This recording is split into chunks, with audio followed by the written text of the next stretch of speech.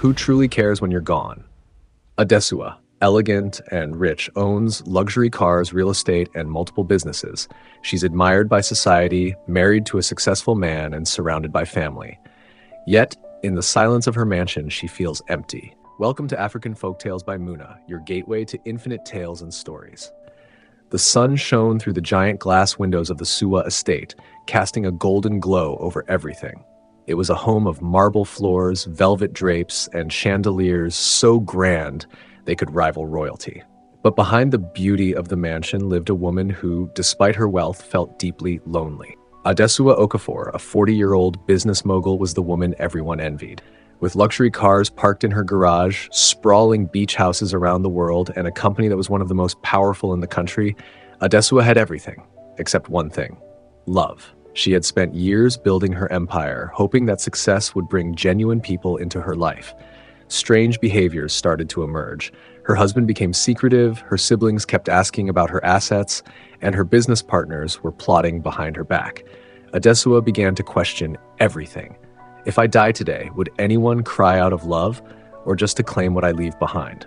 One night, as she stared at her reflection in her antique mirror, an idea struck her. A test, a dangerous, dramatic test to see who truly loved her. She would pretend to be dead. Adesua called her most trusted lawyer and personal assistant, Miriam, and revealed her idea. "I want to stage my death," Adesua said calmly, sipping a glass of wine. Miriam gasped, "Madam Adesua, that's extreme." "Why?" "Because I need to see the truth. I'm tired of fake smiles and greedy hearts." Reluctantly, Miriam agreed. The plan was simple but shocking. Adesua would disappear for a week and fake her death. A death certificate would be created, an obituary would be sent out, a lavish funeral would be staged.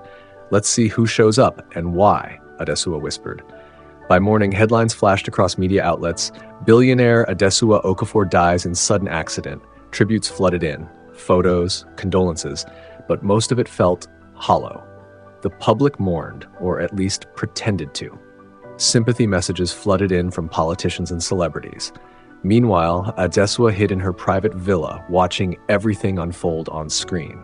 What she didn't expect was the speed at which her husband celebrated. Leonard Okafor, her husband of 10 years, arrived at the grand funeral dressed in a crisp black suit with a young, beautiful woman named Sandra, with a smirk on his face. As he stepped into the luxury hall where Adesua's white gold casket lay, he was humming softly. In his hand, a glass of red wine.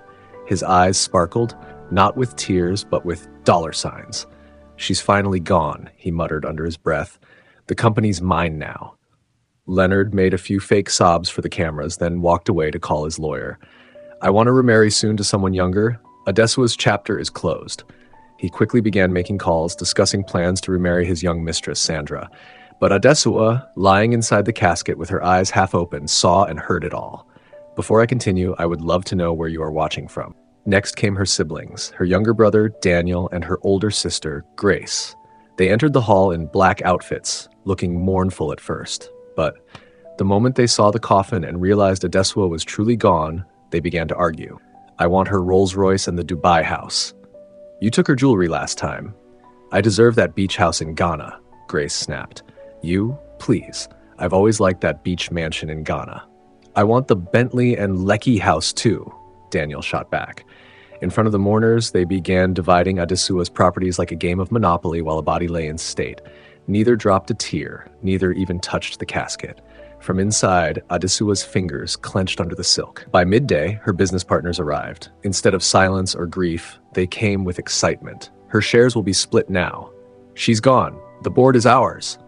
The group laughed and whispered in corners. One even said, "I've waited years for this day." They popped champagne outside her home that night to celebrate. Adesua could hardly believe it.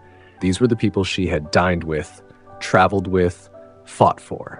They were celebrating her death like a promotion. What would you do if you were in Adesua's shoes at that time? Let me know in the comments section. Instagram influencers posted tributes. Rabipi Queen Adesua, Heaven gained an angel. We've lost a beautiful soul. But none of them showed up in person. They were all posting for clout. Just when she thought her heart couldn't take any more disappointment, her elderly parents arrived. Her parents stepped in. Mr. and Mrs. Ayula, both in their late 70s, shuffled in dressed in simple black. Their faces were swollen with tears, their hands trembled. Her mother fell to her knees beside the casket. Her father held the edge and cried out, "Why, Adesua? You didn't even say goodbye." They didn't care about houses or companies. They cried like their very soul had been taken. Their grief was real, painful, pure. Adesua couldn't take it anymore. Seeing her parents like that, crushed by false loss, broke her completely. Inside the coffin, Adesua broke.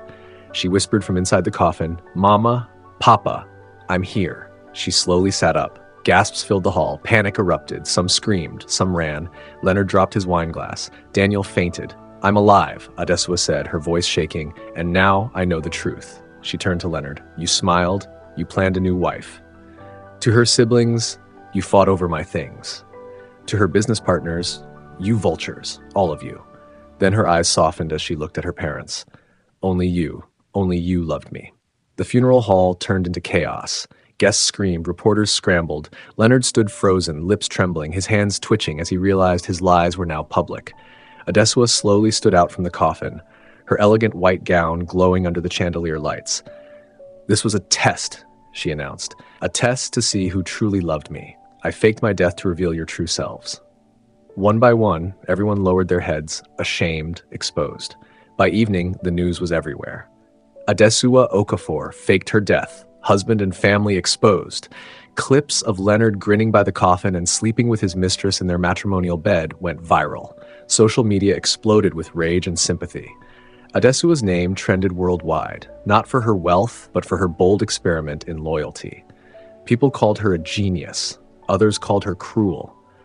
But Adesua didn't care. She had seen what she needed to see. Leonard stormed into their mansion enraged.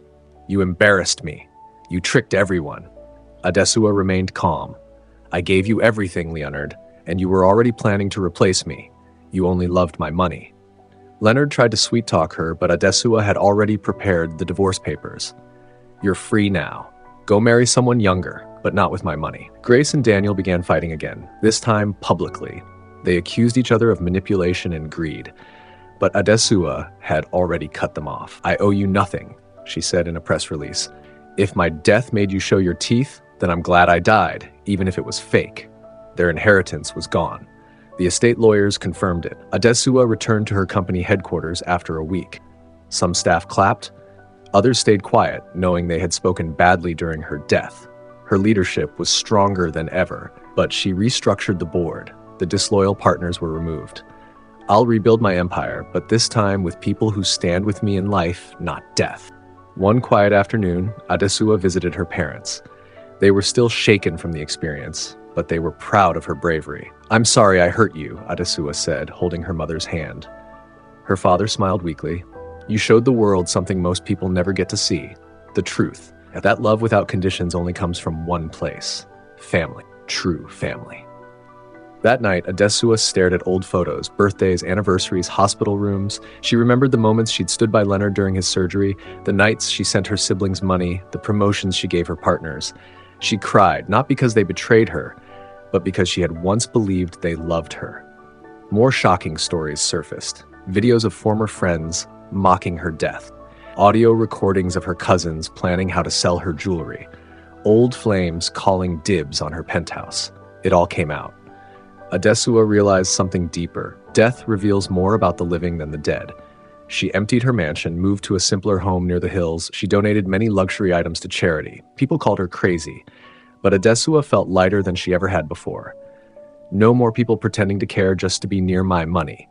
Adesua began rebuilding her inner circle. She hired new staff, promoted kind, loyal workers. She started mentoring young women in business. Months later, Adesua met David Owusu, a widowed writer who had no clue who she was. They met at a charity event. He admired her honesty and strength.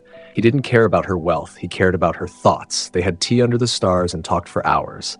Adesua smiled again, not the smile for the cameras, but the smile of peace. One morning, Leonard appeared again. Broke, lost, alone. "Adesua, please. I made a mistake," he begged. "Everyone left me after the scandal." She looked him in the eye. "I died to find truth. And now that I'm alive again, I choose peace. You were part of my death. You can't be part of my resurrection."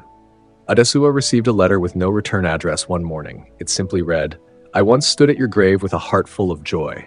Now I weep because I was blind to your worth. Forgive me. It was from her brother. Adesua didn't respond, but she felt a weight lift. She started a foundation named Hearts Without Greed, aimed at helping the elderly and abandoned parents. She said, parents are the only people who mourn without expectations. We must protect them. Donations poured in. Volunteers multiplied. Adesua had found her true calling. She visits her empty coffin, now placed in her private garden. This was never a grave. It was my awakening. The ones who truly love you don't count your worth in gold, but in your heart. On her 46th birthday, David knelt before Adesua under a tree. I don't want your money. I want your time, your laughter, your honesty. Marry me? Adesua nodded, tears in her eyes. This time, love didn't come wrapped in suits and contracts. It came with open hands. Meanwhile, Leonard, her ex-husband, sat alone in a dimly lit bar, scrolling through his phone when a message popped up. Adesua Ayula to wed Daniel Owusu in a private ceremony this weekend. He dropped the phone. For the first time in his life, Leonard felt something more piercing than shame. Regret. The woman he once called his wife, the one he had mocked in death and betrayed in life, was starting over. Without him. And not with a billionaire or socialite, but with a man who knew nothing of her wealth, but everything of her worth. He raced to Sandra's house, the young mistress he had flaunted after Adesua's death. He knocked desperately. She opened the door in silk robes and designer slippers, her eyes cold. Leonard, what do you want? I have nowhere else to go. Adesua, she's getting married. I made a mistake. I need somewhere to stay. Sandra laughed, a cruel, echoing sound. Stay? In this house? You mean the one you bought for me with your wife's money back then when you had money? Oh, please. He looked stunned. You're broke now. Useless. I've moved on, Leonard. Go beg your dead wife. Oh, wait. She's alive and happily taken. And with that, she slammed the door in his face. Leonard stood there, outside the very home he once gifted with pride, now nothing more than a homeless man with a wallet full of dust and a heart full of emptiness. He slept in his car that night, staring at the roof, whispering, Adesua, I was a fool. Meanwhile, far from the noise of wealth and betrayal, Adesua and David stood hand in hand in a small garden, exchanging simple vows. No paparazzi, no fancy designer gowns, just truth, love, and freedom. Her parents sat in the front row, smiling with pride. Miriam wiped a tear, thinking back to the coffin, the secrets, the pain, and how far Adesua had come. But across town, the ripple of Adesua's absence had grown louder. Daniel, Adesua's younger brother who once fought for her car keys, now sat at a desk cluttered with unpaid bills. Grace, once quick to claim her sister's Dubai house, now faced eviction from her luxury apartment. Their friends disappeared, their phones rang less. Doors that once opened to them because of Adesua's name now slammed shut. They began to whisper what they never thought they would. We were wrong. She was the one holding us together. She loved us, and we failed her. Daniel visited 5 different banks. No loan. Grace called former friends. No response. Desperate, they went to Adesua's company, but the new security guards didn't even let them through the gate. As the weight of life collapsed on them, they finally understood. It wasn't Adesua's money they needed. It was her heart, her guidance, her love, and they had thrown it all away for greed. In their quiet moments, they cried, not just because they were broke, but because they had lost the one person who stood for them when no one else did. They wrote her letters they never sent. They visited her parents with bowed heads, asking for forgiveness.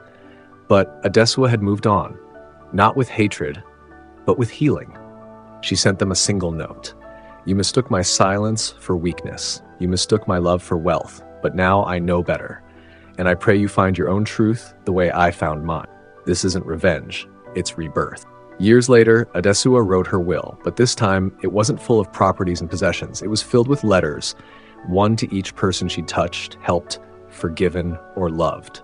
I want to be remembered for the truth I chased, not the wealth I built. And she gave her assistant Miriam, who helped stage the fake death, a 20% share in the company.